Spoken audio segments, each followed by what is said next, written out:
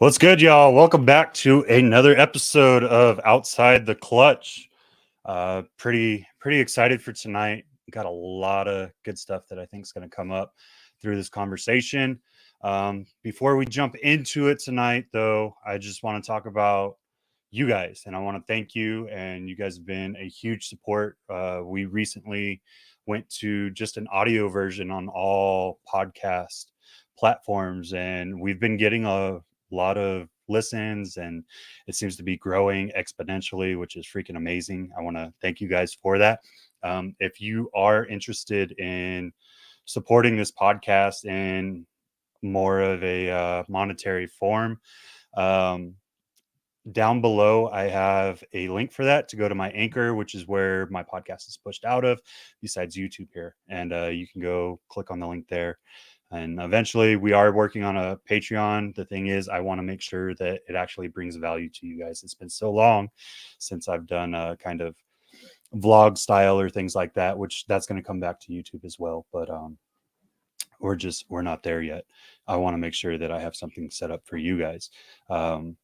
So without further ado, I'm going to jump into this. I don't want to keep this guy waiting. He's very busy. He's very important. I mean, I think he's kind of important. He's a guest, so you got to treat him right. We're going to talk about our sponsor, and we're going to get into our guest. My brain's a little scatterbrained. It's been a crazy day. I'm sorry. Okay. It happens. Get used to it. You should know this by now. It's me. So without further ado, here is our sponsor for the show. Here at Outside the Clutch, we're honored to be sponsored by VivTech. Are you ready for innovation? Tired of the same boring product that's been used for 30 years? Ready to give your reptiles and amphibians the UVB they really deserve? Then look no farther than VivTech. Their 3-watt LED bulb provide the UV rays your animals have been missing. With 3 bulbs to fit your pet's climate needs for optimal husbandry, plus a dimmable feature, and it's the only bulb with a 2-year warranty in the industry. So what are you waiting for? Go to vivtechproducts.com today. Use code FCLUTCH0322 for 10% off to provide your animals the best care they've ever had. All right, what's good, y'all? What's good? The one, the only, Mr. Josh. I'm going to fucking screw up your last name so bad. How do you say it? Lundberg. Lundberg. I'm not of a German descent. I'm going to say that's like German or Swedish, potentially. I think. Yeah. So I'm not there. I'm sorry. Lundberg. Lundberg. All right. We take what we get. This dude, I want to thank you for being on as we're starting, because you've been quite an inspiration to a lot of people over the past couple of years. And one of the things that I admire about you personally, before we get started, like not to like kiss you or anything, as Levance likes to put it, but I like how you still feel, or you still act like you're a day one almost. I don't know if that makes sense, but like you're that giddy kid in everything that you do, and I love that about you, and I hope that never changes in anything that you do, because it's one of the defining qualities about Ball Python Shed. But why don't you tell us a little bit about you, and let us know about Ball Python Shed a little bit, and we'll get this doing our thing. I don't really know that there's a whole lot. Maybe a few people don't know me. Other than that, a lot of the people see me on social media. We go by Josh Jacki on there. Jacki's the wife. My last name, like you said, is Lundberg. We just out here on the farm playing with the snakes and the animals every day, and we're just enjoying it a lot right now. This has been a lot of fun getting into this business, and in the very beginning, I didn't know exactly, which direction to take it, and I'm glad we took it the direction we did, because, man, I look forward every month to be somewhere, to see everybody, and just do it over again every month. Okay. So how long were you within the hobby or even breeding before you decided to go from what was then your full-time job to making breeding ball pythons your full-time job? Um, Being in the Midwest, I was involved in the livestock part of it because we have the farm. We had the beef cows for a while. And then I raised whitetails and the elk. Before that, I was really involved in all of that part of the industry because I love whitetails. We love hunting, and growing the antler every year was basically like breeding the ball pythons. Every year you see a new expression of antler. The 8 point turns to a whatever, something really exciting possibly. So that was, and then just the genetic expression in the ball pythons is a lot easier to see and a lot quicker to make. That's for sure. For sure. That had to be an experience though. Yeah. Like growing up elk is I don't know, like so where I grew up, you have them pass through, right? And that was that was my favorite time of year is like when you get the elk rutting and they're going through and you just hear the bulls freaking bellow all throughout the mountains and it's just like echoing down the mountains. It's an insane feeling. Like obviously you felt it because you raised them, but I don't know that everyone's felt it. It's something, it's almost like something you feel all the way into your soul when they're bellowing out. Oh, it's amazing. I mean, and when you raise them, you have a mature bull and he's standing at the fence and he wants to guard his cows. So he will scream in your face just 2 feet away. And it is just like, this is insane. I love it, man. I love it. That's literally one of my Yeah. favorite sounds. Like, you guys ever want to make me happy? Just send me videos of bull elks yelling, and that's all I need the rest of my life. I'll make a whole track about it. Uh, I don't know That's what it funny. is. It's just something about that sound I love.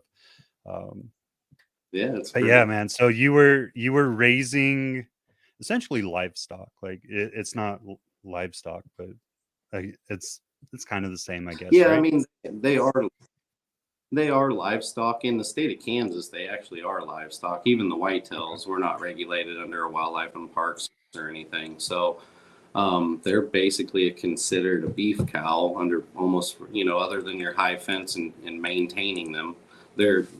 That's the regulations, a lot you go by here in Kansas. So we're a lot more lenient in this state, so it's a little bit easier to raise animals and it's friendlier, animal friendly. Mhm. And it's how long were you guys doing that? Because that was your full-time gig, right? And essentially you were never home because you were also a guide for hunts, correct? Yeah, so that all kind of evolved at the same time. I got actually, I mean, in the very beginning, I was in the pest control business. This was like right out of high school, and I got into the pest control business, and I did that for like almost 10 years, actually. But most people don't even know that part of me.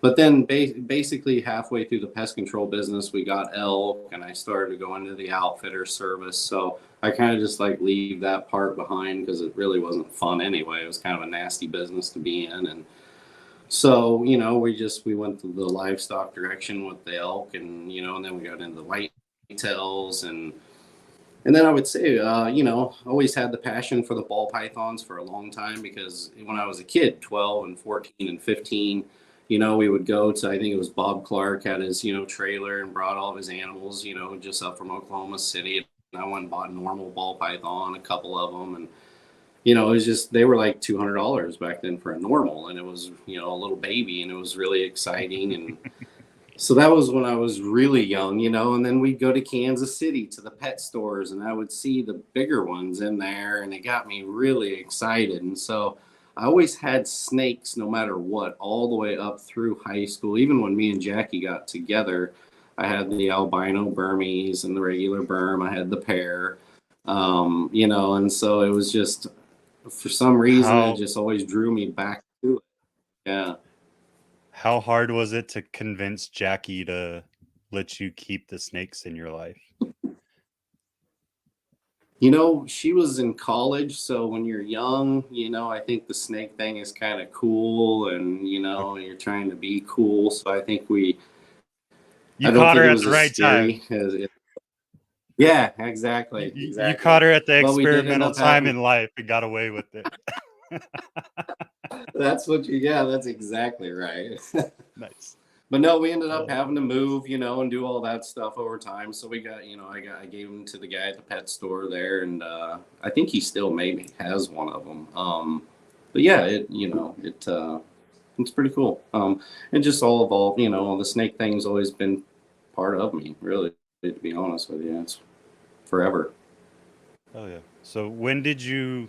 We kind of touched on it, but you were doing the livestock, and then you made the choice to go to only snakes, right? Do you still have, like, obviously I assume you probably still have all your land, but do you do that livestock at all anymore, or did you just completely pass that to someone else? Yeah, I think it's been 2.5 years ago now. We hauled the final cows to the sale barn and sold off that bunch. I think there was like 25 or 30 head left. And then I had some partnership cows in certain places that I had to get rid of. But after that, yeah, we did that all 2 or 3 years ago, like I said. And then I fully committed to the snakes, to do it, full time, 100%. And I started dabbling in the shows. And I went to one of Sean's shows up in Kansas City. And it was amazing. He treated us great, and we had a fantastic show for showing up for the first time. It was like humbling, so I just, kept going, and everybody was, treating me really good. And here I am today. I fell in with a great group of people, and, we definitely have fun. Like, you that's interviewed an Bob. that's an understatement right there, Yeah. sir. No, I love those guys. I mean, those Georgia guys, Bob and them, they're an amazing group to hang out with. They treat me, great, and I try to treat them the same. So, Okay. So you really only have been at it for a few years, but you just went all in and never looked back. yeah, the full time part of it, I would say this will be going on my third year. Um, Jesus.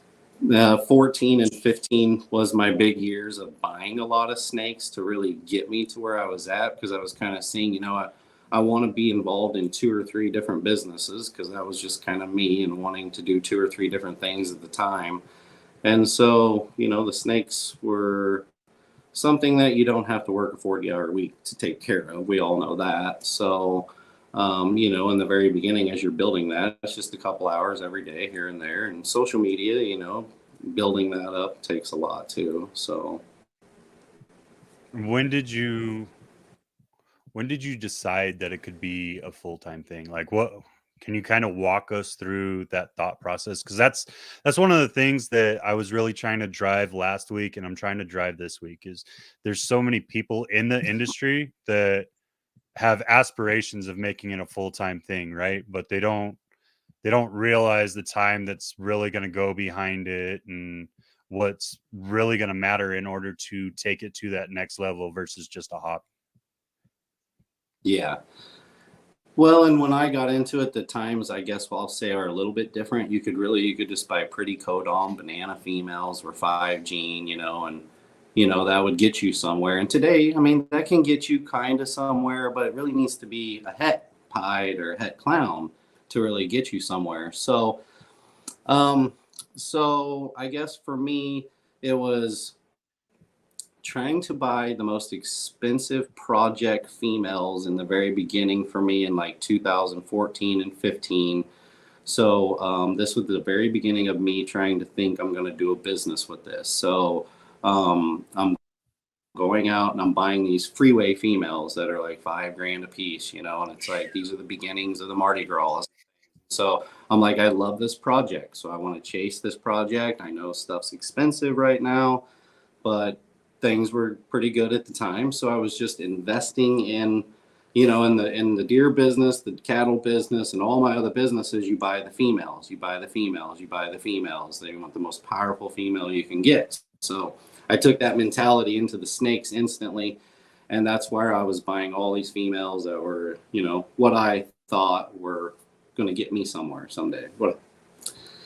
And so I guess that just slow, you know, and you have to grow those things. So it definitely takes a while. So, and I kind of bought a couple packages of snakes. What I would say would be like somebody would want to sell some snakes that there's 2 or 3 really, really good ones in there, but they really want to move all 10 of them. And so I would just buy the whole group, and then, you know, I would keep like half of them, and then the other half I would, you know, grow them up and get them 300 grams and try and have responsible, you know, because I didn't hatch them, so at least be responsible enough to sell them to people or resell them and show they're a good quality snake. And so I did a little bit of that in the beginning, you know, whatever you want to call it, flipping or whatever. But you know, flipper, you damn flipper. No, I'm just playing. But it did advance me, I'll be honest with you. Some of these new guys, if they would take advantage of a few deals like this, if guys would throw at them, you know, you cherry pick those cool snakes that you need and then just move the rest. It is what it is, you know, and I mean, that's just part of the business, no matter what. So I just kind of whittled my way through a little bit of that, bought a few adults along the way to just be hatching some more stuff because we just had a few. You know, I didn't have like no bulk amount. We were just hatching like 5, 8, 10 clutches. You know, it was a small amount. So I'm trying to upgrade this big collection and go full time, you know, mentally. So yeah, and I'm trying. It was only like 8 or 10. It's just a small amount. Some of us are still reaching for that, man. Jeez. No, I'm just playing. Well, I mean, you have to start. You have to start, right, you know, right. And that was me at the time. So, so basically what I did was I was just growing those females, hatching what I could, maybe doing a couple little package deals, selling what I could to kind of, you know, have a little fun with it.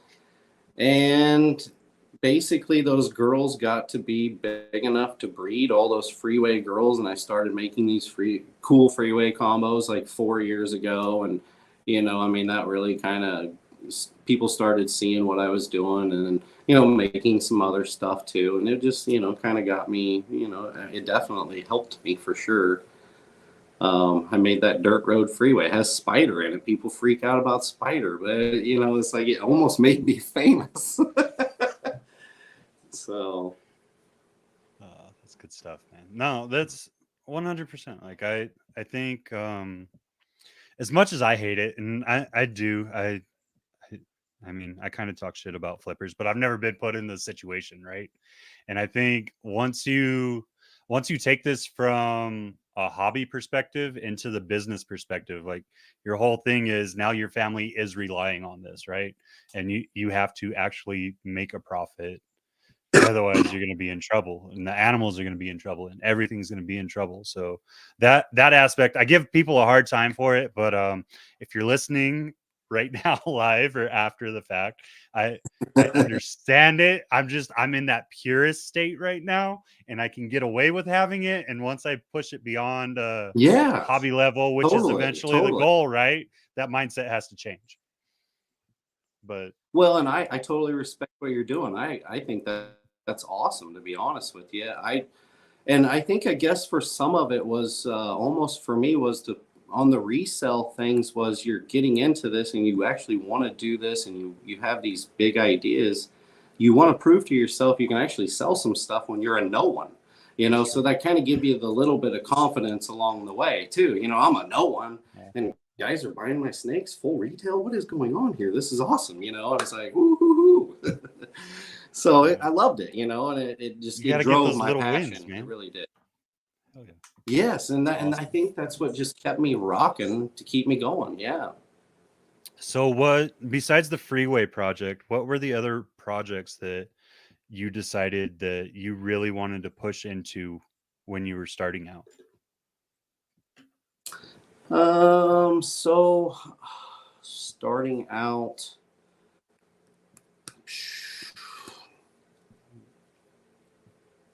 you know, I don't really know. Yeah, no, you know, I had a lot of Ultramel stuff in the beginning, to be honest with you, but then I had a lot of banana stuff too, and I was like, man, these bananas are actually a lot prettier, and you just make them a lot quicker. I was like, and this is just kind of like the recessive banana. This is my mentality 5 years ago, and I'm like, so I'm just going to make bananas. And I kind of got rid of a lot of that ultramel stuff. I wish I Now wouldn't have done you're that, to be regretting honest that with one right now. you. Yeah, because I think there's a big future in the ultramel. But no, I think, you're just making the clowns, making the pies. Everybody wants to do that. One of my favorite is the puzzle. I think I love puzzle stuff. I'm going to try and, do a lot with it in the future. And I think it has one of the best, brightest futures coming up. So I think it's going to be fun to watch the combos everybody make. We haven't even hardly seen any. So sky's the limit. Yeah. 100%. That's a combo I have had my eyes on for the last 4 years, and I have yet to pull the trigger. The day is coming. The day is fast approaching. Yeah, I can no, I say believe that. it. It's just I feel like, well, everything I do, right, is I try to focus on the pattern. Like I love the variation in pattern you can create with a lot of these morphs, and obviously you have to play Right. with color, but I'm just that's where my eye is in pattern and how to manipulate pattern more, or at least for right now. That's It could correct. change in the future, but the puzzle, just like you were saying, there's so much that hasn't been done, and it offers such a wide range. Like I love GHIs, and I love hurricanes or blitzes or tricks or whatever you want to call them, or whatever, right? Anything Yeah. that's a Yeah. major pattern changer, I like to look at that stuff and look at the intricacies. But the puzzle, something different, man. Like that is I don't know how to explain it. It's It almost has a Krypton look to it itself. You know what I mean? When you kind of compare those animals and in the recessive form, that's really neat. So we can move forward with making those visual animals. And I know it's 100. totally different. But yeah, And I mean, it's at least it's yeah, like, well, that's one of the things I think about too. Is like you have so much, but it's such a new recessive. Like what popped up, I think like 10 years ago now with Sean Bradley, maybe a little longer, yeah, but yeah. it's really so untapped. Like you don't even have line breeding of it in essence, because there's just not enough generations. So what you're going to be able to do, and the way Right. people are going to be able to manipulate those by just like looking at the outlines or the general shape that the puzzle makes, is going to be insane in the future. Oh, and the Desert Ghost. I mean, the puzzle itself, you look at the Mojave puzzle, it has almost like a Desert Ghost look to it itself. So when you add DG, it's going to be, I think it's going to be pretty amazing stuff. Yeah. So one of the things that you have become well known for, and my buddy, I got peer pressured tonight, guys. I got peer pressured a little bit. He sent me the picture back when I posted it today, and he's like, "Dude, hell yeah, you have to talk about acid." I was like, "I don't know that much about it, so we're gonna get the first hand." You've been really pushing acid stuff over the past, I would say, 8 to 10-ish months. I know you've had it longer than that, and you've been producing it, but I've seen a real push out of Ball Python Shed with that. What's one of the things that you look for in your acids for those that want to invest in the morph, and then what's really has you excited about it? So the acid gene, probably, to be honest with you, is the most exciting gene for me in my collection. And the reason why that is, like you were bringing up earlier, the pattern changing is what you really are focusing on. And I'm focusing on that as well. And the acid does that tremendously, almost to everything. Um, but what I really love about the acid over all the other genes I see is the contrast. The contrast of the acid is probably one of the most amazing genes I've ever seen, because as adults, they really, if you want to put fading on a scale of 1 to 100, they fade 5% range. And just your basic clown's going to fade 10 to 20%, and your pastels 30 to 70. You just never know. They range. So, I mean, and my visualization of everything right now is I want the best quality in product I can produce. So, in 3 to 5 years from now, when I'm having to let go all my adult females, you're buying the best quality animal that I tried to produce at that time. And that's going to be a visualization plus contrast as an adult. That's where I'm heading mentally. Just that's why I like ultramel clowns, ultramel pieds. If you look at those as adults, they don't really fade that much compared to the babies, and that's the direction I'm heading with everything. So if you add acid into the ultramel clowns and acid into the ultramel pieds, because we just seen acid pieds made. Jimmy made those out in California. Those are Very beautiful. amazing. Oh, I mean, the clown pied acid's going to probably be one of the top, and add DG to it. I mean, it's just, let's just, we'll stop there. And that's what I'm saying. The contrast of the acid you put into it, now we see into the pied is one of the best, into the clown is one of the best. You put it in the desert ghost, it's going to be one of the best. And you just morph all that together. That's just my mind thinking on a daily basis, trying to get to that. So. How do you have kind of like the same mentality? So a lot of the people that I've talked to, when they get to this point where they make it a full out business, this is not necessarily all they think about, but anytime you have free time, your mind starts wandering. Bad. Bad. You're You like a know? little ADHD Yeah. kid. Oh, I mean, it's terrible. I mean, I go to bed at night trying to make pairings a couple years from now on females Right. that are like 500 grams, and I'm mentally trying to put that to that. And, I mean, because it's all part of the business plan, like you talked in the beginning, and some days you're scratching on paper and some days you're just scratching in your head as hard as you can. And so, Heck yeah. So for kind of going back to it, you are now on the road quite a bit. Like you go from Kansas to all the way down to Florida. You come down to Texas. You go all the way out to California. There's really not a place that you don't go in the United States at this point. I don't know if you've hit the Pacific Northwest yet, but you've been darn close to it, I think. So, yeah. what's it like, And I kind of think having that travel journey? I really wasn't much of a traveler in the past. I was more of a homebody. That's, I guess, Yeah. that more that farm life mentality back then. Because you're here, cow could is sick and cow could be on the road, so you have to be home to put it in. It's just dumb stuff, and Yeah. so nowadays it's a lot easier. The snakes are in the building, and as long as everything's taken control of, and Jackie's here taking care of everything. Even my daughter and my kids have apps on their phone, for the incubator for all this stuff, and so they know if something goes wrong to get with me as fast as they can. And so it's just now it's gave me that flexibility to be gone. That 3 to 5 days a month on average, and it's definitely made, it's helped the business tremendously. I mean, don't get me wrong, we can all sit here and sell our snakes on Morph Market and through Facebook and through all that. You can definitely work hard and do that. But if you want to go to the shows, you can move them twice as fast, and that's kind of what it's all about. For the last 2 months, I really haven't even needed to sell a snake nor tried to sell a snake. If you've contacted me, fine, I'll sell you a snake. But it's kind of been enjoyable. This is my kind of free time I get. It's the beginning of the year. The shows are getting ready to crank off. So I'm just enjoying my time on the farm right now, to be honest with you. Okay.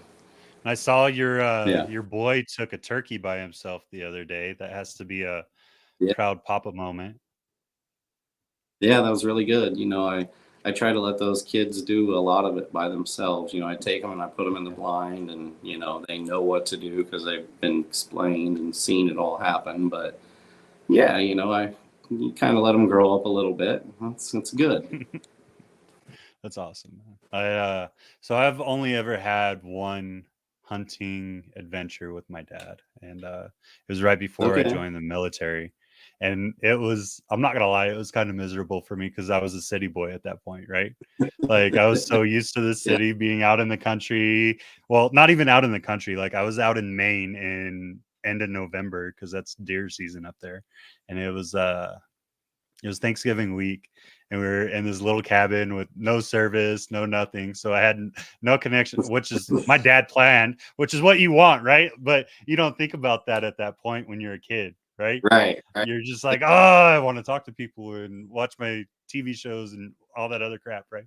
And you don't appreciate it. And now looking back on it, like it was a rough couple of days, and I definitely got Mother Nature handed me some love, some tough love. I found a moose wallow that my boot got submerged in and came off in, so I had to Oh, nice. dig that out and Nice. then walk about a mile while I was letting my wool socks warm up and all that good stuff, right? But Wow. there's So it was we're cold. oh, it was cold. We were walking in probably around 6 inches of snow the whole time. Oh, It was a fun nice. Yeah. experience, man. But it's just there's something special about it now that I look back on it. And me and my dad have talked about it a lot. And I was like, I wish I would have went up there more often and done this. And so we're trying to get my boys used to the idea. And like when we go and visit him up in New England now, we go out into the woods and we'll get him little fake guns. And we got this giant elk mount and a couple of deer mounts from his time, right? And Yeah. so we'll place those on the trees. Like we'll mount them on the trees and we'll make them look at scat and rubs and all kinds of stuff. And then they find it. They take their little toy guns and they take their shot. We teach them wait till they get broadside and make sure you have a clean shot, look behind it, and all the hunting fundamentals, right? But they love it, Yeah. man. No, I it's really hope that it's a bigger part of their life. no, that would be awesome. Do you guys do any fishing or anything like that? So I want to, but unless I travel about 2.5 hours, there's not a lake for me to fish at. Or like they have Okay. little man stock ponds, but they want a ridiculous amount to get into the parks that have those ponds. Gotcha. It's Yeah. like $15 or $20 per person for those parks, and I'm just the fishing license itself's like $5. I'm not doing that. Yeah. No, it's just a different part of the world. I get it. Yeah. Yeah. Water's a special commodity down here, man. Unfortunately, Yeah. That's crazy. hopefully one day it'll be a different situation, but for now it is what it is. But yeah, so you went through all the traveling. Sorry, I get sidetracked really easy. No, you're I'm good. excited about hunting. So yeah, so It's on the traveling side of it, so and even this year we're going to expand a little bit more. We're gonna do the Vegas shows, and then we're gonna do some other shows with Bob in the South. We're gonna go to Houston, and probably go down and maybe do a couple other shows with him in that area down there. So yeah, we're just gonna kind of do a few more, do a few more with the team, and then just try and keep it rolling. now how has that change kind of made you rethink your time at home? Because I know when you were a guide, I think it was on Chris's episode. It was either Chris's or Brian's. Um, and I really try not to do this because you can fall into the same questions, right? So if you're a podcaster, don't fucking listen to other people's interviews with your guest like right before. That way those questions aren't in your mind. Like I'm trying to go back to my questions in my mind, and I don't carry an outline, so it gets really shitty sometimes. But yeah. So what I was saying. Great guest. Great guest. Horrible host. What was I saying? Come on, John. I can't believe I did this. I just brain dumped. Sorry, guys. It was something on Chris's podcast. Oh, you were a guide, so you spent a lot of time away from the family, but you were close, in essence, because you were still on your land. Shut up, Chris. So now that you're traveling, how have you had to reschedule your family time? Like that's something that I think we all need to think about as well is like when you're first starting out, you have to push, you have to push, you have to push, you have to be at as many of these shows as you can because you really want to get your name out. You want to build that clientele, you want to build your friends, right? And you want to hopefully, as many people have, find that group where you fit in. So that until you have to learn how to kind of balance out the family time and the work time. Yeah, I think just the past having to deal with all that stuff at a different level, and being gone so much through a few months' time, that this just being gone, 3 to 5 days, it's probably what it comes down to on average. A month is only about 5 days. So, Oh, that's not bad at all. really, it's pretty simple. My kids go to school Monday through Thursday. They don't even have Friday school. So most of the time, if me and Kendall are leaving, it's like a Thursday afternoon. So, I mean, I'm pretty much seeing my kids till they're out of school for the week. And then we take off and get a late room. And then, Friday morning, we start early and get to the shows and set up. And I like to get to the shows fairly early on Fridays, and, in that 9 to 10, 11, only to get set up. So then I kind of have free time for the rest of the day. You can hang out and people come by and see you, but then you got to have that time to go by and see some people, because if you don't, the shows get so chaotic that you have no time to go anywhere. And I feel guilty. If anybody's watching tonight and I don't come by and see you, it's not because I don't love you. I do love you. It's just because sometimes I have friends standing at my booth helping me, and I don't even get to visit with them because we're so busy. So, and a lot of people understand it, but it sometimes I'm like, man, I think they think I'm stuck up because I didn't come by a couple shows in a row, but it doesn't mean that at all. Just I'll get there sometime. So No, I feel you. And that's kind of your chance to do your perusing of the show as well, right? that's right. Yeah, it's true. Yeah. And a lot of people, I don't know, like I've kind of come to the point where now seeing my local show and always being at Arlington, and I've been to a couple other shows, it's almost more of a I don't want to say scouting. Like I'm trying to pull like I watch Josh and this is what Josh does in his booth that I really like. So how can I pull that and turn that into mine? And I watch Steve while he's doing his thing, which I get really lucky because there's three really big names all in one booth at Arlington. So I can just like stand in the corner and watch you guys for a little bit, which sounds kind of creepy now that I say it out loud, but whatever. But no, you're right. We all kind of do a little bit of that. Yeah. Yeah. And that's what I love about it. Like I think that's what makes you who you are is you find what works with other people, but you find a way to make it your own. And you have to have that open-mindedness to continuously be changing, because even if it works for you and even if it's a part of you, sometimes it's not beneficial, not necessarily to the general public, but to your customers. You know what I mean? Like there's things where I was like, I was doing like education shows, or even at the last show that we had here, I was that person where I told Mickey, I was like, hey, give me a table away from everybody else and kind of try to feed the room so that they see my stuff first and they get to touch animals and I can make sure they're sanitized. Then they can go to the buying people, right? And that gives, so like all the people that have never touched a snake before, they can get it over with and they're not trying to touch all the animals for sale and like making all the sellers crazy, right? And I mean, you gotta be nice to them, right? But at the same point, I you don't want to know. bring a bunch of stuff back. So it's a fine medium. And I was like, well, I'll be the one that takes the risk. The stuff that I take is colubrids anyways. I'm not breeding them for at least another year. So if they sit in quarantine for 2-3 months, it's not a big deal for me, right?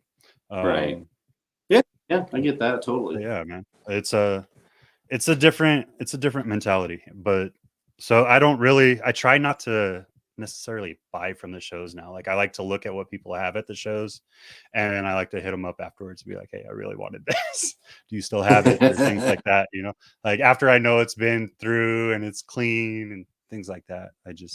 I I uh I trusted someone here locally and they screwed me over really bad, unfortunately. and I almost lost a Thanks. lot of my collection. Well, it happens. Like you get overzealous when you're trying to build, right? And so now Yeah. I'm good with the low slow build up now. Like I want to go full time, but at the same time I want to make sure I do it right. And so you have to build to a certain point and make sure you can quarantine set amount of animals and all that, right? um, but Right. yeah, Right. anyways, enough about me. They're not here for me, they're here for you. uh what Maybe I'll what interview you. projects? Yes, let's do it. What projects are you really excited for coming into this year? So this year, back to the acid. I bred quite a few acid clown things. I bred my acid clown to some of my most powerful clown female visuals and het clown females. Um, so I'm hoping to see some really cool stuff that hasn't maybe been made. You know, someone maybe made it, but at least we're kind of on the beginning of some of this stuff to at least see it. And then I got a few stranger things coming. I do like what the stranger stuff does. So we'll see a few of those. I got a few puzzle clutches coming, so I'll see a few puzzle things. I got a couple ultramel puzzle clutches coming. So I have the visual male times a couple double het females, and one of them just ovulated the other day. So we're in the process, at least chances at maybe more visual ultramel puzzles. And then I've got hopefully my recessive gene, the Nada gene. I've been breeding her to clowns for the last few years, and she's just been giving me the normal, pastel Leos and just whatever clown I've been breeding her to, spot nose. And so her oldest daughter is a spot nose, double het Nada clown, and I bred her. I couldn't get the leopard to breed her at the time, the double het male. So I put the spot nose because I had her brother.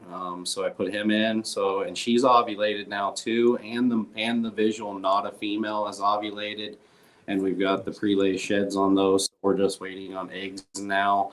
So if maybe I can prove this out to be a visual recessive. If I can hit, it's almost like a blackhead looking animal with a gray acid almost looking belly to it. It's a very unique looking animal. So if this does prove out, I think I'll have something really, really cool.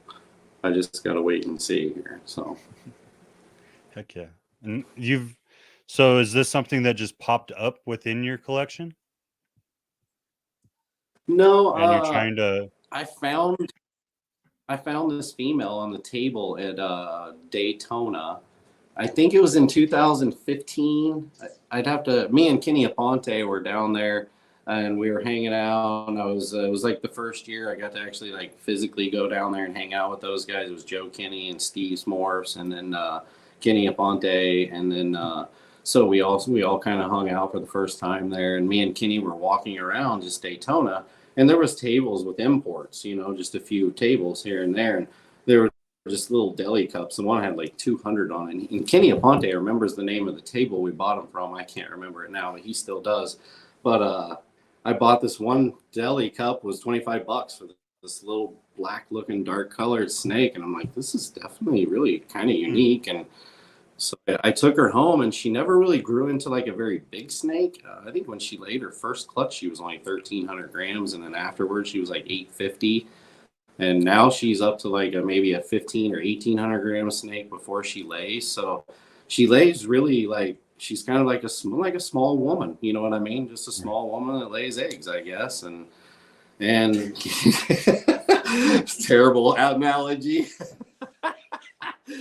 But I think you get the picture. Dude, I hope my like, wife isn't watching right now. This comment's gonna get me in so much fucking trouble. Oh, that was terrible. It's just like a small But woman no, that lays eggs. Like my wife, she's petite, and I made her push 3 out. I'm sorry, babe. yeah, some of them are very good at it, so. Never mind. We're not going there. I'll get in trouble. Modesty is not my strong point. I'll say that. Yeah. So we'll see. I'm having fun with that one. If it proves out, it proves out. So that'll be fun. It's awesome. Yeah. That so how many clutches do you look to try to push every year right now? So when I did the full-time deal, like we talked a few years ago, I had the 122, 25 clutches that year. So that was basically the point that allowed me to go full-time. Because it was like almost doubling from the year before, the most I'd ever had, you know. And I've still haven't beat that again now in 2 years. I was like 108 last year, and I'm going to be like 98 this year. So I'm down just a little bit. But to be honest with you, I've done a lot with my collection over the last year where I just had basic females. I had like a whole rack, you know, of 40 just normal gene pastels and stuff that, you know, I would make hets with, and they made me nice big babies and big clutches, so they were great to make hets with. But I just decided this year, you know, I've got like 85 holdbacks that are all visuals or het something that are going to replace them for this upcoming year. So it's like I just decided I'm just going to move all those out right before breeding season, and I did most of that. And so it cut my probably clutches down 25, 30 clutches, but I should make that up no problem this next year, hopefully. That's insane to think about, man. Like I you're know. 3 years in and you're handling 1,000 babies a year, easy. That's It freaking wicked. gets chaotic. I think it's just the feed thing. So if people are really thinking about doing this in the future, you know, I have 700 mama rats, but I still from Dan order probably 200 to 400 rats a week, and he delivers them to my door, you know? So, I mean, I can't ever keep up no matter what, because 6 months of the year, you know, you have hot weather 3 months of the year, cold weather 3 months of the year. And yeah, you get your babies in there, but it's a suppressed amount of babies. And Right. 6 months of the year, you get really good breeding. So when 1,000 babies come, you're just wiped out. You have nothing left. Couldn't even imagine, man. Like so my Yeah. first year I got 40 babies off of 5 clutches, and I got lucky. I'll say this. I was overwhelmed. Like I'm not gonna lie, the least part. So I don't know how you did 1,000 babies your first year, but I was overwhelmed with 40, and like the trouble eaters drove me nuts. And yeah, it was just 1,000. I can't even fathom. I don't know that I would ever want to fathom that. So kudos to you, sir. Uh, that's insane.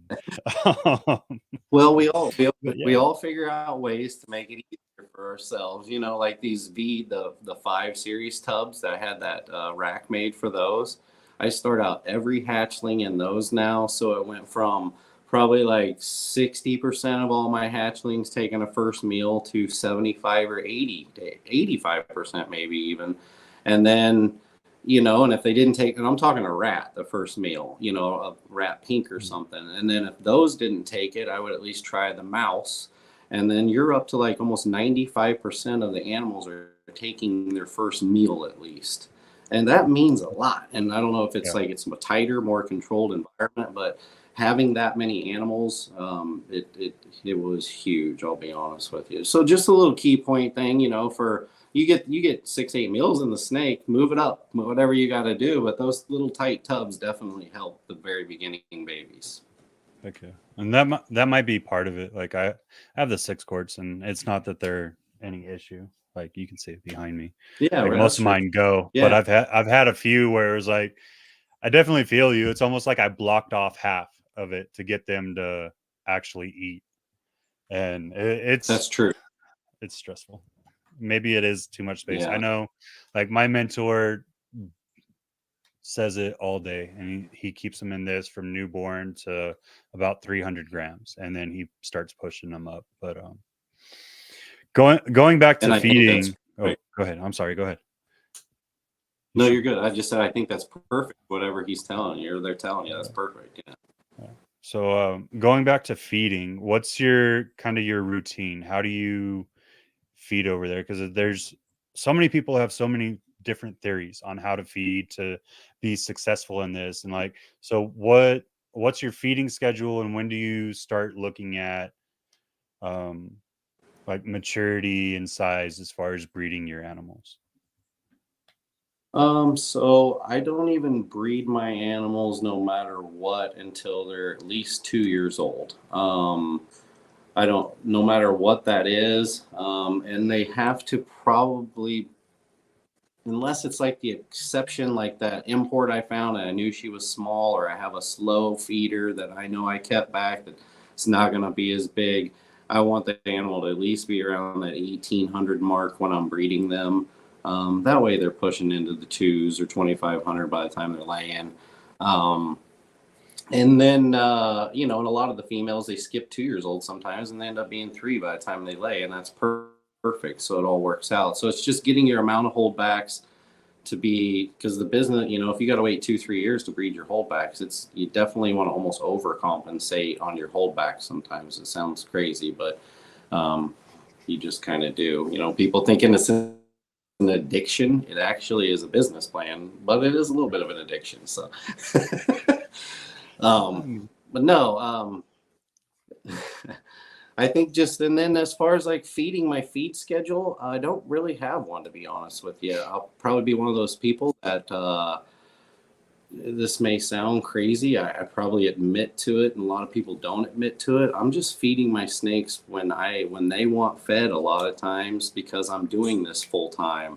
I mean, yes, we have a time during the weekend that we try to feed everything, but I'm pretty much, I'll feed on Sunday. I might feed on Wednesday. I might feed on Friday, because the collection is so big. And then, I'll go through like that holdback rack of 85 females, and they range from,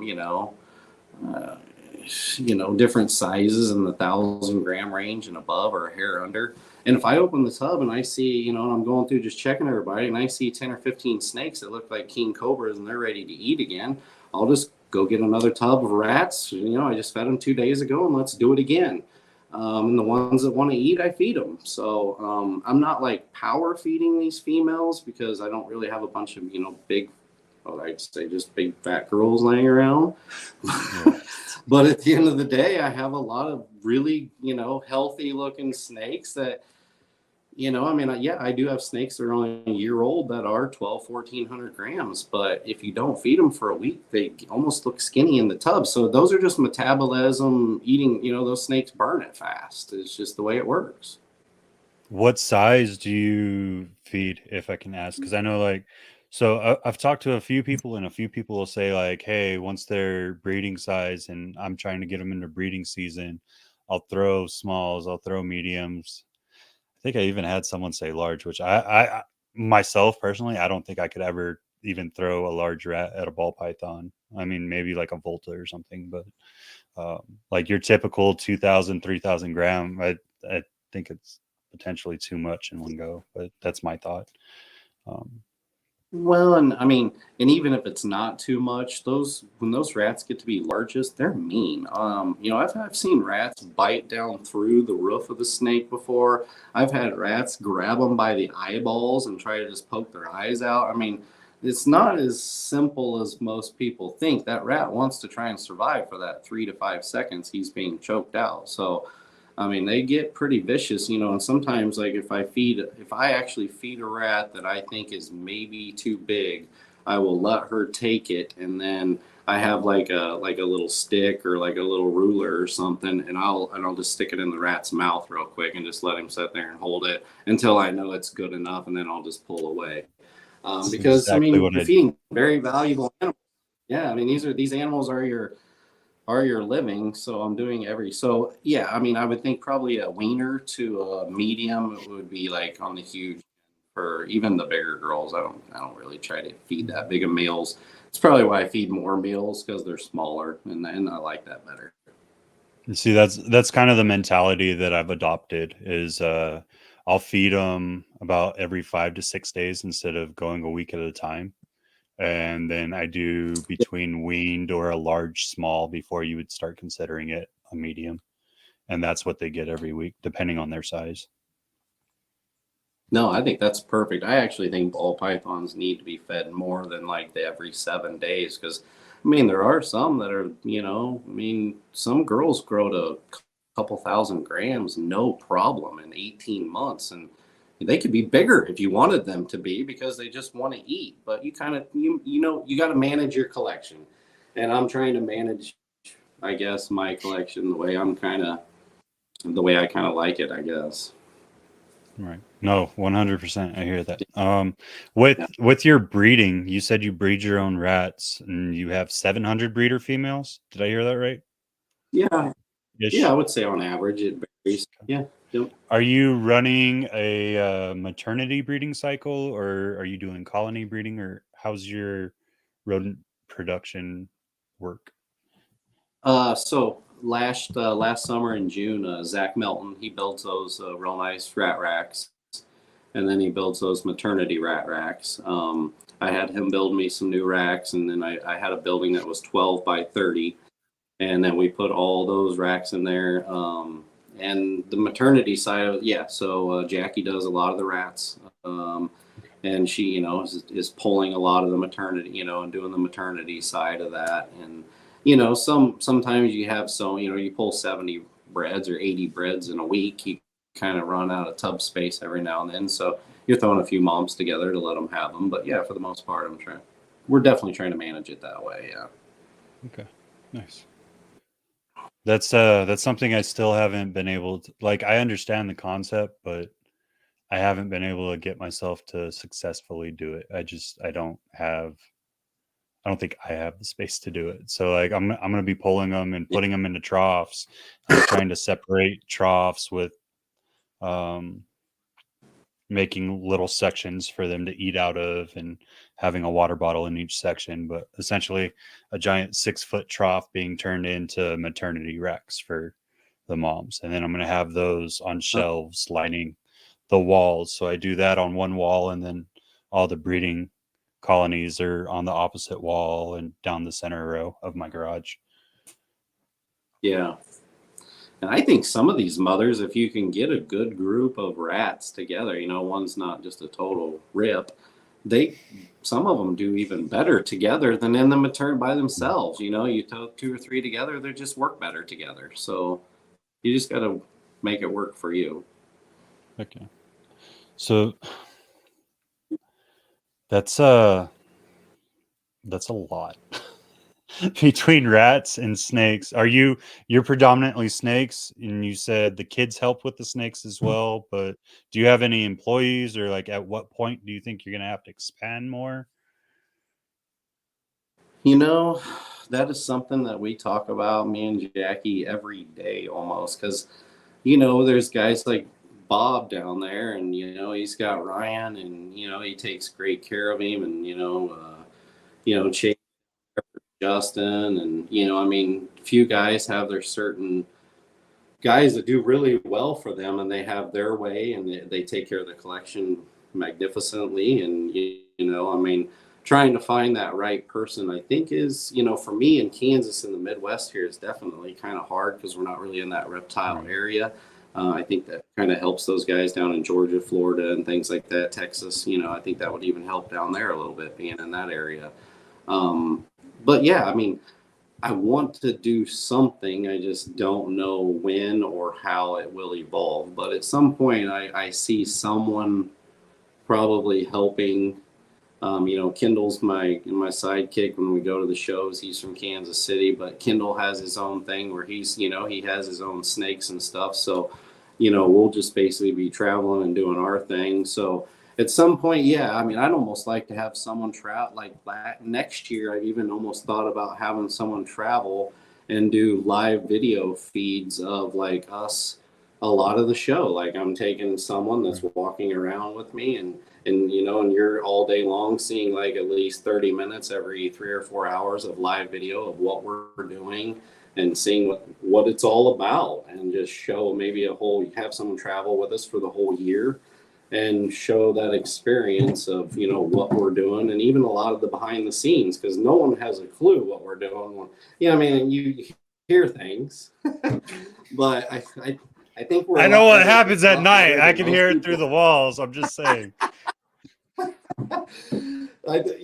We're definitely a lot better than I think people give us credit for. So, because we like to have fun, but we're also good boys. So that's the main thing. So, That's and that's one of the things that I think you did right from the start. Is one, like I was saying at the beginning, just your attitude, how you're like a kid in a candy store constantly, and I love that about you. And you're super humble about it, and you're enjoying your process. But while doing that, you were able to set yourself up in a group that seems to be nothing but winners. And when I say that, I don't say that to like stroke ego or anything, but you all push each other and you force each Yeah, other for sure. to go to the next level every year. And that's something you don't get from everybody.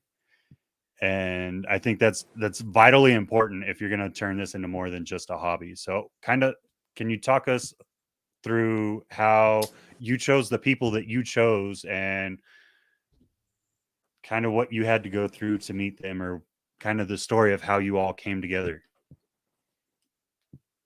Okay, so Puzzle. I guess so like the Bob and Steve and those guys that I hang out with a lot. You know, in the very beginning was like I think I told you, like I met Kenny Ponte and Steve's Morph and all the, you know, Joe Kinney and all those guys down in Daytona in like 15 and 16. And I went out to dinner with Steve's Morphs, you know, and we had some drinks. And I mean, he just kind of like accepted me in for, I guess, being down there and part of that group of guys. And Joe Kinney is just, you know, he's like one of the super nice guys in the business. I mean, you can't say anything bad about him. He's awesome. So, and Kenny Aponte, he's one of the most humble guys there are. So I kind of like fell into that little group of really nice guys in the beginning. So, I think that helped give me, you know, and then I met Winston, you know, down there at Daytona. And, you know, these guys are not like people that are out there like trying to cut your throat every day or, you know, try to take business from you. And so that gave me a little bit of the perspective that there is that out there. And I guess it was just, you know, I came down and I hung out with a lot of you guys in Texas a little bit and got to know some of you guys, and that was fun. And you know, I got to do some, I mean, I've been kind of a little bit everywhere and tried to at least, you know, I mean, me and Bob and all of us, we kind of fell into the show thing together. That was different, but my thing was just trying to kind of explore the industry and meet everybody and maybe, I guess, find my place is more or less what I guess what I was doing, not knowing it at the time. Um, but now, so, you know, knowing Steve and all that, that kind of evolved into, you know, over. So I met Bob in Daytona was probably like 3 years ago. I think it was one of his first years. He was just there visiting, and me and Bob and Steve walked around for a little bit. And I really didn't even know Bob that well, and he didn't know me that well. So that was kind of our just like first time to ever even meet. And then it was just over a couple years, you know, those two got to doing some shows and stuff together. And then I guess it was Arlington, maybe 2.5 years ago now. Steve and Bob came just to visit. And then I had a booth there, and you know I'd had one a couple times there and having a good time. And they talked about maybe wanting to do a booth. And so we were like, well, let's just do it all together. What's it matter? So then that just evolved into, you know, just friends just talking about just having a couple, you know, show booth together. And then basically after that, you know, they invited me to come to Daytona. They had like an extra table down there. And so they were like, you know, it was kind of like I guess the Arlington thing. I guess it was like the Midwest, so it was more like, you know, I'm in, you know, we're up there. It's like the invites, so now they give me the invite, and it's like, you know, it just worked out great. They were super nice to me. They took good care of me. Bob's guys were like going to get me food. They were getting me drinks. I mean, it was just like amazing, you know, doing their thing. And so it just evolved after that. To be honest with you, we all just had such a great time that we just kept going and kept going. And, you know, and now it's just, you know, we all talk every week or every day, you know, or every, you know, I mean, and we all just, you know, what I like. And so I guess what I should tell some people coming into this business, if you're new people and you're doing shows together, what I think I see out there is a little bit of maybe like when you're new, the competition is almost too much there. Okay. So I see some of these guys that, you know, try to do some things together and they don't mesh as well because they're still trying to figure out their place, right? What I think really worked out good for me and Bob and us is we both come from he comes from the South. I come from the Midwest. I'm already established up here. I never needed him. He never needed me for anything. And we were just two separate parts of the world, selling ball pythons, two totally different projects. And so as we just kind of grew together, it was like we're not even competing against each other. We don't even have that mindset to compete against each other because we already have our own success in this business. So it's like the meshing worked so well that we don't even we just help each other out. That's all we do. I mean, at Daytona or Arlington, I'm sending people. At Tinley, I'm sending people to him. He's sending people to me. I mean, it was just, and we do great. You complement doing each that. other. I mean, it's, yeah. I would sell. I mean, even if I ran out of animals, I'd go to the show just to stand behind Bob's table and help him sell animals. Why not? Right? Yeah. It's fun. That's what friends do. Yeah, I mean, It's definitely a rush. So like I my think, first. Yeah. Go ahead. I'm sorry. No, you're good. My first experience was kind of, I don't know, like it was very humbling because it was here in El Paso. So Unbelievables, Todd and Jody, they've been extremely good to me the entire time I've been in this industry. And they drove all the way out here to visit us because we hadn't been out to California in a couple of years because we used to see them at every super show. And they came out here for the first ever Show Me Snakes show. And they let me behind their booth and they're like, well, get your feel, see if this is what you really want to do. So they opened me up to something that not necessarily anyone would have done, right? Like, and I did my part. I tried to help them sell. Unfortunately, like that show was just really weird.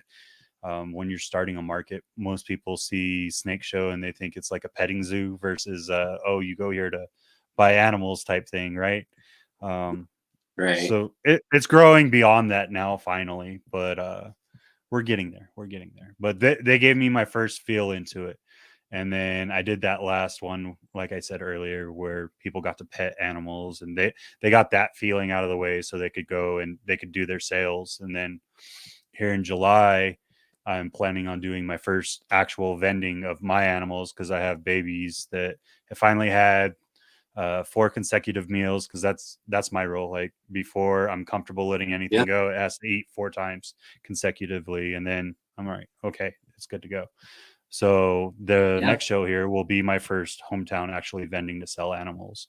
That being said, what's going into your first vending of like actual sales? What would you tell someone in preparation? Like if you want to vend, how do you want to set yourself up? What should your mindset be? Like kind of roll it all into how you would prepare for your first show if you had to do it again.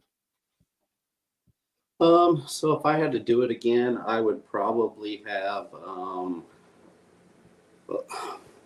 probably always have some like lower end animals. I guess I would call those like just your like normal pastels, or maybe like even just a male het or something that's really pretty, a banana or something, because people do like to hold animals. And I'll be honest with you, I don't like telling these kids no, because there's so much of the passion is coming through the kids. That's our future, right?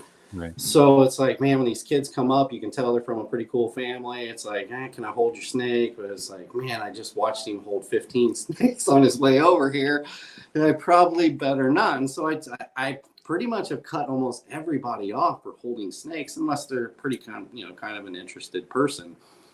And so I would say, if you're going to the shows, take a few animals that you don't really care, that you can put in your quarantine room, just like you were talking about earlier. I think that's great advice.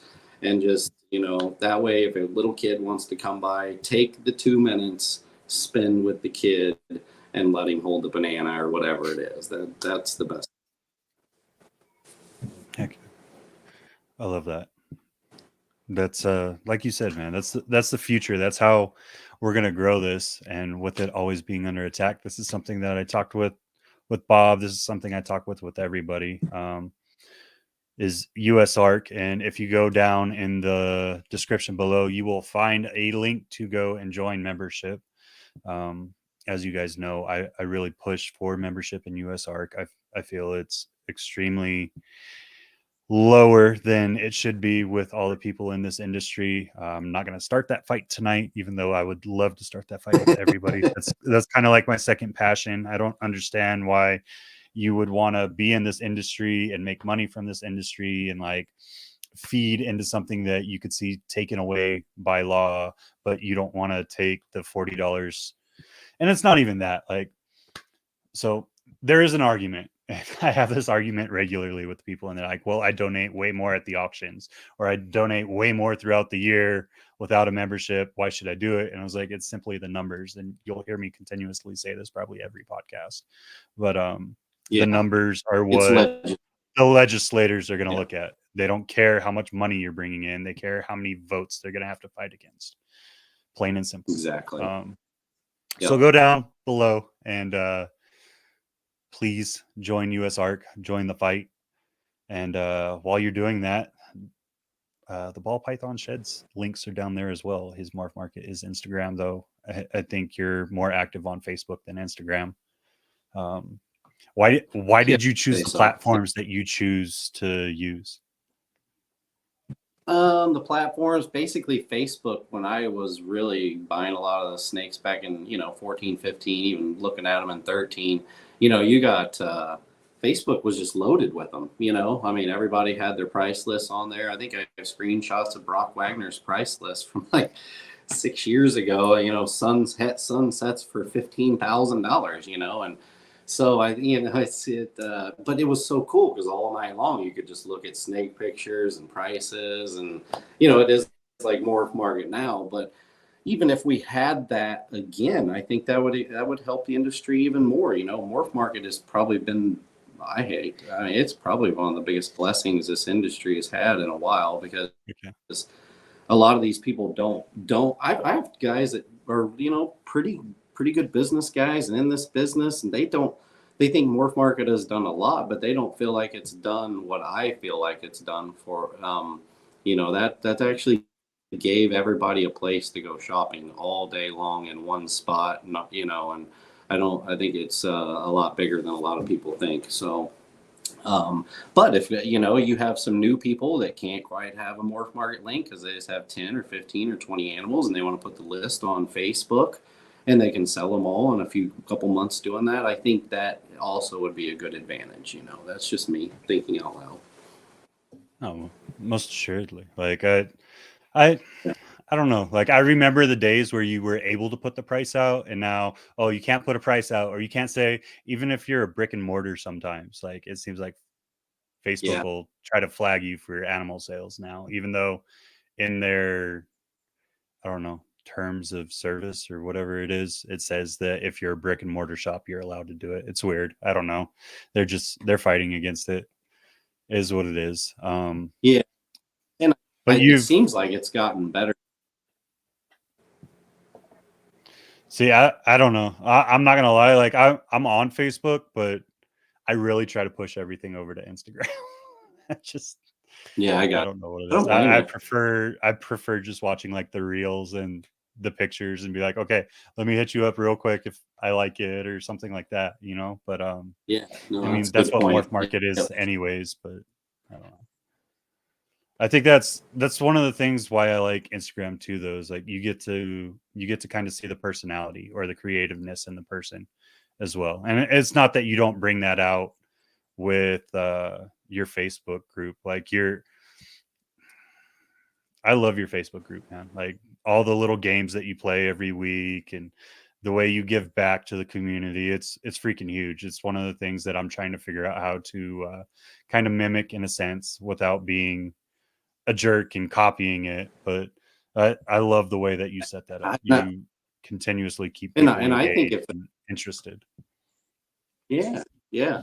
And if other people want to copy it, I have no problem with it. Build your own success with your own, if you got to use some of that, strategy to help you get there. That's perfectly fine. I started this like almost three years ago or more on these raffles and stuff. So, and I had even friends of mine that gave me crap about it, saying, I can't believe you're raffling animals. And I think it just took them a while to kind of understand the theory that I'm not really giving the snake away for $10.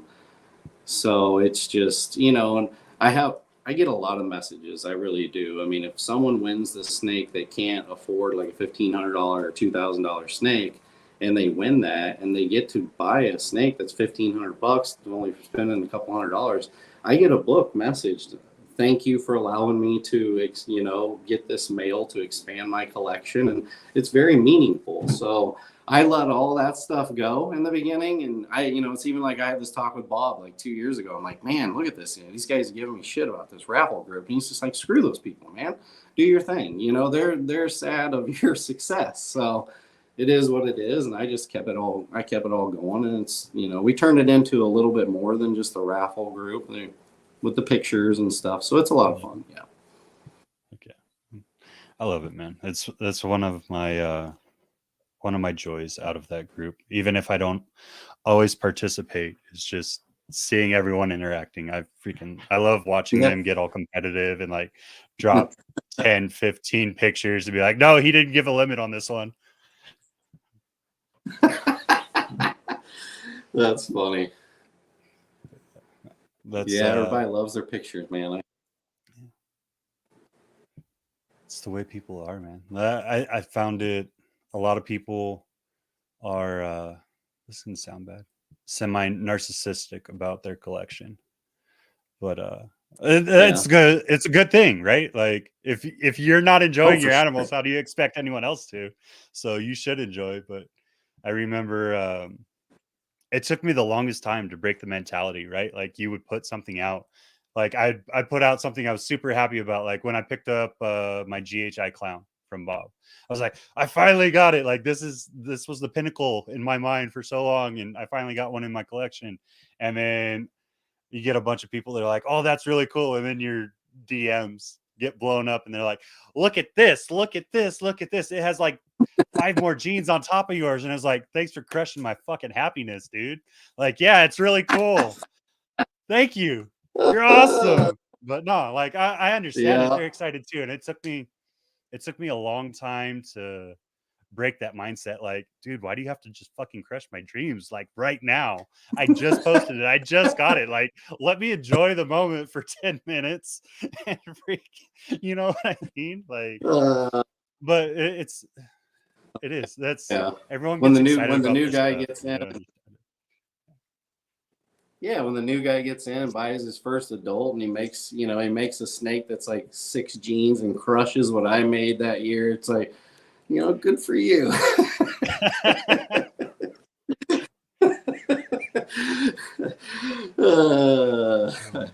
Heck yeah. So that's the fun part. What's been the greatest thing that you've learned from this industry? This is something that I actually want to make part of every podcast now, is we don't always touch on it. I feel like everyone should leave a part of themselves in the industry. So what's been that defining point for you? Probably just I would say, treat everybody exactly the same, because you meet every single personality of every shape, size, and form in this business. So if it comes to you, you treat them with respect and love them, and that's kind of, be humble. That's for sure, because you don't know, what that person's got in their mind. I mean, you could be talking to someone you never even think could own a snake, and they end up buying a $5,000 snake from you, and you get to talking to them, and they have this amazing projects going. So, I just kind of like treat everybody the same, and hopefully that works. I mean, there's no reason not to, is the way I look at it.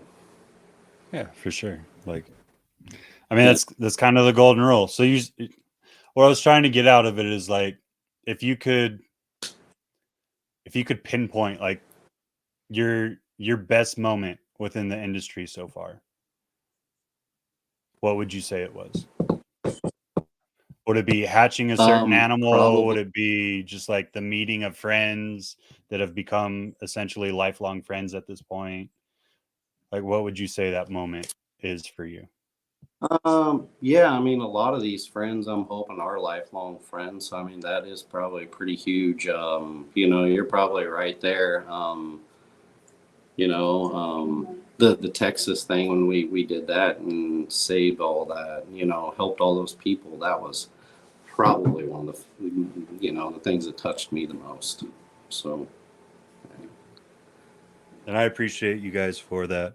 I was super lucky to not be part of that freeze. Um, right. Honestly, it literally ended about 100 miles away from my house, luckily. Oh, But did it really? Okay, so you did yeah. get, wow. Yeah. So Yeah, no, I got messages I of an drove through entire. that. Like I got home and I was just like, oh God, it's not gonna be good. But yeah, go ahead. I'm sorry. I'm sorry. No, no, you're good. I got messages of entire collections and pictures of stuff that just, it was, yeah, devastating. That's for sure. Yeah, that's one of the things I love about.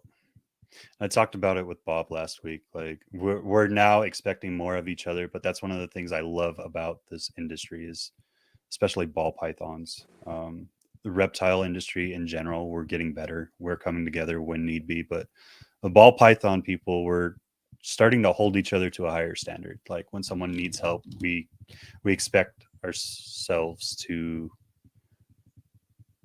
I don't even know how I want to put it, but essentially we No, expect you're ourselves to right. step up. And Yeah, I if you're agree with you not, 100%. we're gonna call you out, not call you out on it, but like we take notice of that at this point. I think um, the people that are Right. vocal about helping, or the people that are just don't seem to be passionate about what they're doing anymore. You kind of see it, unfortunately, with some people that have been around, Yeah. or even some of the newer people. They're like, "Well, I'm not even making money, so why would I donate this or why would I do that?" And it's like, it's not about that. It's about just being a good person. Like you want to be a representative of what you want this industry to be, and so we're calling each other out to Yeah. do that. And I think that's how we're gonna continue to grow. But yeah, man. I mean, I'm So sure you get messages. I get messages almost daily or weekly that's, hey, I just bought this snake from so and so. Can you help me? I'm having problem feeding, or is it ID'd correctly, or and it's just like, I try to help where I can, but not try to cause any issues where I can. And I mean, it's just, so yeah. I mean, it's, you do what you can, and then just, but I think you're right on that. Everybody is really starting to hold themselves to a higher standard, all the way across the board. I mean, and it seems like, so that is a good thing for us. mhm. Josh, I kind of promised you I wouldn't go past an hour and 30 plus. I think my wife would probably shoot me because it's almost time for the kiddos to go to bed. But I appreciate All all good, your brother. time, man. I definitely I want to talk about a lot of other things that we didn't get to tonight. M- Like you guys know, this is kind of a free for all. So what I'm going to start doing actually is I'm going to start putting up um, on my Instagram. If you guys don't follow me there. You'll see the next guest. I blow that up all week. And if you have specific questions that you really want me to get to in that time, obviously I don't want to like overrun my guest time. Make sure you post it up there so that I can get to that. Um, y'all, if you can, please give a lot of love to Josh. He's a great dude. He's super friendly, helps everyone that he can when he doesn't even Yeah. really have to. But where can we find you, and what what's your biggest thing that you want to accomplish before the end of the year, before you leave? Oh man, so I don't know what my biggest accomplishment by the end of the year is yet. Sheesh, I don't know, but the way to get a hold of me probably is Facebook. Instagram. You can do Messenger on Facebook is pretty quick. My cell phone number 620-224-3522. You can text message me anytime. If I don't hit you back instantly, I'll get back to you in a couple hours. I do have shitty ass service out here, so sometimes it's just the way it works. So, but no, other than that, My biggest accomplishment will just be getting through the year safely through the travels and seeing everybody as of right now. That sounds like a good goal to me. With all that traveling, that's a major goal to accomplish. So, y'all, I hope you enjoyed this episode. Absolutely, brother. Like I look forward to many more conversations in the future. I hope y'all enjoyed this episode. I hope you learned something. I know we didn't go super in depth on a lot of stuff, but we did cover, I think, a fair amount of information in that time. If you have questions, obviously reach out to Josh or myself. And if I can answer it, more than happy to. I know he already said it, like he's getting those questions all the time. So I'm sure he'll be happy to. Y'all have a great weekend. Be safe. We'll see you next time. Love y'all. Have a good night. Love you.